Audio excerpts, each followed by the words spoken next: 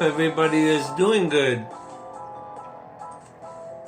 It's going to be a good day today. I just know it. If you're waking up with Mark, you're going to have a good day.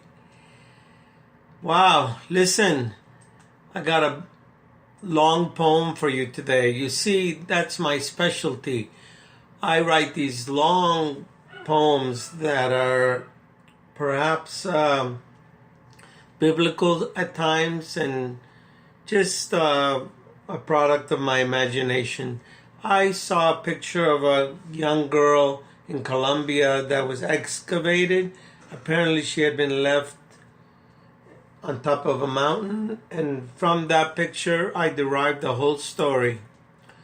So it's kind of long, so sit down and be patient, okay? As I recite it. It's called The Young Girl Had Been Chosen by the Priest. The sacrifice was in the afternoon today. The young girl had been chosen by the priest. Juanita was the first child on his list. No one was willing to do the deed, and there was no father that wanted any of his children to be picked. To sit around was and watch been much easier. They knew it was cruelty sown into this like seeds. Just wait a minute and I will proceed. Her eyes were brown like the earth's ground.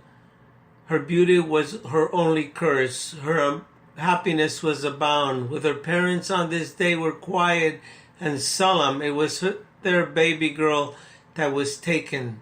Her last meal was birds' eggs with salted meat.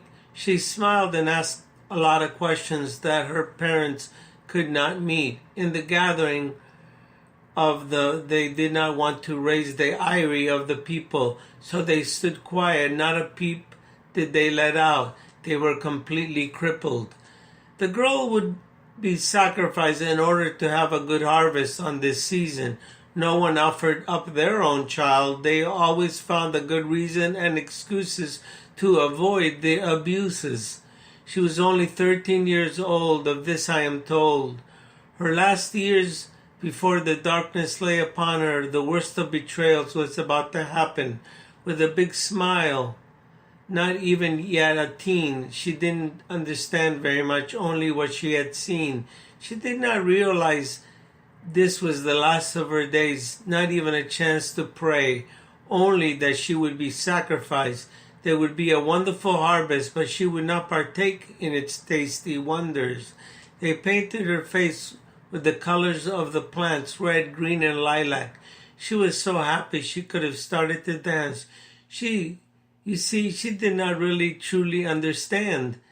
When it comes to death, who really does? The priest took her by the hand and began their uphill trek. We do not know her name. I named her Juanita, but it does not matter all the same. Her clothing was warm. They were made from the llamas of the field. She loved them so much she would stare at them for such a long time. One of the few things that brought her delight to her young life. But the clock ran out, all her minutes and all of her hours. She took one last glance at all of the lovely flowers, but did not keep out the cold. All I can say that she was very bold. Around her neck they put many strings of beads, all shiny like rocks she had seen in the streams, and sometimes in her dreams. And they climbed higher and higher, and the air started to get thin. She began to perspire. Her little legs hurt. Don't you just wonder? She does not know what to do, so she held out her hand out to the priest. He took it with guilt and disbelief. She began to panic and could not help herself. She began to scream, and she wet herself. Poor thing, a true crime in the making. But there was no one there to really help her. I wish I could have been there for her, but it was all so long ago. Such a horrible story I am told. The priest was not a cruel man. He only did what he thought he should and what was right for the community. They finally reached their destination. The priest said to her a few last words before he left her. In between the rocks where she will be found. Many generations first would have to pass. He said, Juanita, this what our people called the Campacocha. And do not worry, I will come back for you in just a little while. Try to be happy and just hear and try to be still and smile. He told this lie more than once in his life. It pained him every single time. Since the thought of what he was doing lay heavy on his conscience, he knew of him this will never be pardoned for any of his actions. But this was his obligation to the people. He had no way to escape this evil.